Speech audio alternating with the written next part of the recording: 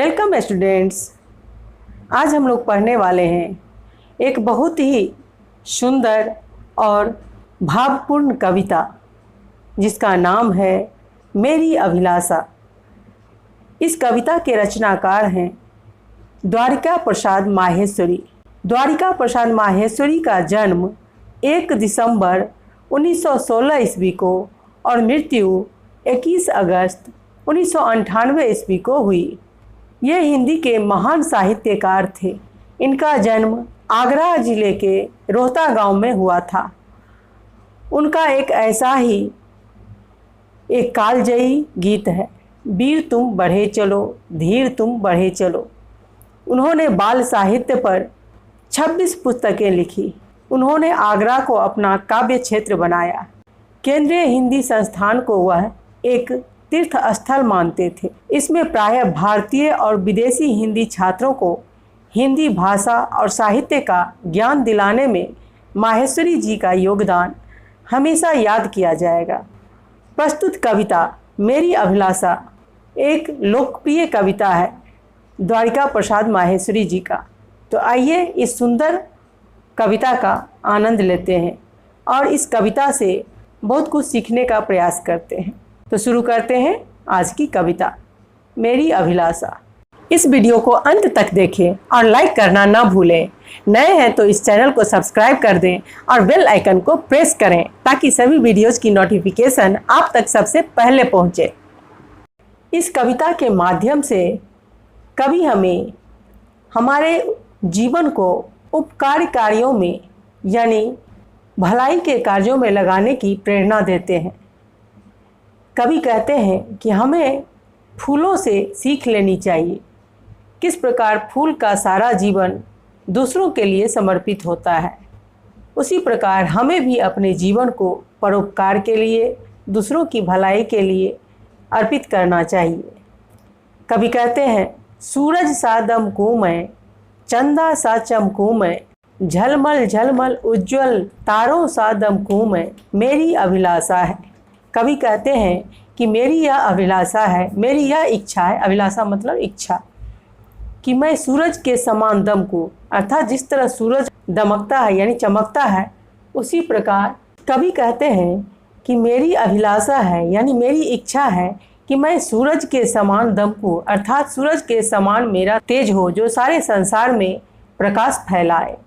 चंदा के समान मैं चमकूं, जिस तरह चांद अपनी शीतलता से सारे जग को ठंडक प्रदान करता है, उसी तरह मैं भी आसमान में चमकूं। झलमल झलमल उज्ज्वल उज्ज्वल, और जिस तरह से चंदा झलमल झलमल उज्ज्वल उज्ज्वल आसमान में चमकता है, उसी तरह से मैं भी चमकूं।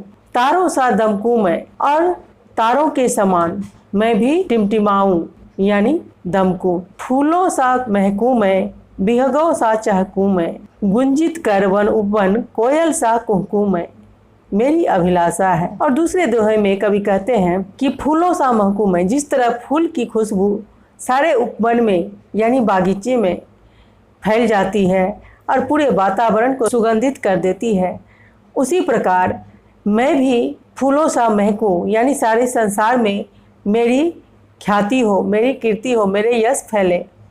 और जिस प्रकार पंछी चहकते हैं, उसी प्रकार मैं भी चहकूं। और जिस तरह कोयल अपनी मीठी वाणी से पूरे वन उपवन को गुंजित कर देती है, यानी पूरे वन उपवन में अपनी मीठी तान से सबको मंत्रमुग्ध कर देती है, उसी तरह मैं भी कोयल के समान ही मैं भी कुहकूं यानी बोलूं मीठी बोली। यही मेरी अभिलाषा है यानी मेरी इच्छा है। नभ से निर्मल तालूं, शशि से शीतल तालूं। नभ मतलब आसमान और निर्मलता मतलब स्वच्छता। शशि मतलब चंद्रमा और शीतलता मतलब ठंडक। कवि कहते हैं कि मैं आसमान से स्वच्छता लूं और चंद्रमा से ठंडक लूं, धरती से सहन शक्ति, पर्वत से दृढ़ता लूं। और जिस तरह धरती सहनशील होती है, उसी तरह मैं भी सहनशील बनूं और पर्वत के समान मैं भी अटल रहूं, मेरे इरादे पक्के रहें। यही मेरी अभिलाषा है। मेघों सा घिर जाऊं, सागर सा लहराऊं, सेबा के पथ पर मैं सुमनों सा बिछ जाऊं, मेरी अभिलाषा है। मेरी और कवि कहते हैं कि जिस तरह बादल घिर जाते हैं उसी तरह मैं भी पूरे विश्व पर छा जाऊं और सागर की तरंगों की तरह मैं भी लहराऊं और परोपकार के पथ पर, सेवा के पथ पर, पथ मतलब रास्ते पर, परोपकार के पथ पर मैं फूलों के समान सुमनों सा बिछ जाऊं, यानी फूलों के समान बिछ जाऊं, यही मेरी अभिलाषा है। इस प्रकार कवि इस कविता के माध्यम से कहना चाहते हैं कि मेरा सारा जीवन परोपकार के लिए समर्पित हो और जिस तरह चांद, सूरज, धरती, आसमान, पर्वत, बादल सभी परोपकार के कार्य में लगे रहते हैं, जिस तरह कोयल अपनी मीठी वाणी से सारे संसार को सुख प्रदान करती है, उसी प्रकार मैं भी अपना सारा जीवन इस संसार के सेवा में लगा दूं, मेरा सारा जीवन परोपकार के कार्य में व्यतीत हो। और इस प्रकार कवि हमें इस कविता के माध्यम से परोपकार में अपने जीवन को समर्पित करने का सीख देते हैं कि हमें भी अपने जीवन का सदुपयोग करना चाहिए और अपने जीवन को परोपकार के कार्य में, मानव समाज की भलाई में लगा देना चाहिए। तो उम्मीद है यह कविता आपको अच्छी तरह से समझ में आ गई होगी। अगर यह कविता आपको समझ में आ गई है तो फिर इस वीडियो को लाइक कर दें और इसे ज़्यादा से ज़्यादा अपने फ्रेंड्स के साथ शेयर करें। और अगर आप इस चैनल पर नए हैं तो इस चैनल को सब्सक्राइब कर दें ताकि और भी अच्छी अच्छी कविताएं आपको सुनने को मिले। धन्यवाद।